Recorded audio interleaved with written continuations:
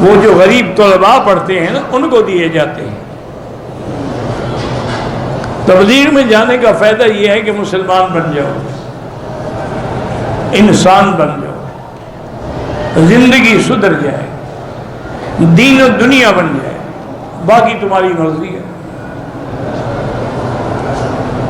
سامنے سب میں جگہ ہو تو جا سکتے ہیں۔ کالے کپڑے پہننے جائز ہیں، بالکل جائز ہیں۔ کہتے ہیں فرعون پہنتا تھا، فرعون تو خیر کالا خضاب بھی لگاتا تھا، تو تم صرف کپڑوں کا کیوں پوچھ رہے ہو؟ کالے خضاب چھوڑو، باقی کالے کپڑے پہننے کو سنت نہ سمجھو جیسے شیعہ سمجھتے ہیں، یا اس کو غم اور سوگ کے لیے نہ پہنو کہ کوئی مر جائے تو پھر کالے کپڑے پہنو، وہ حرام ہے۔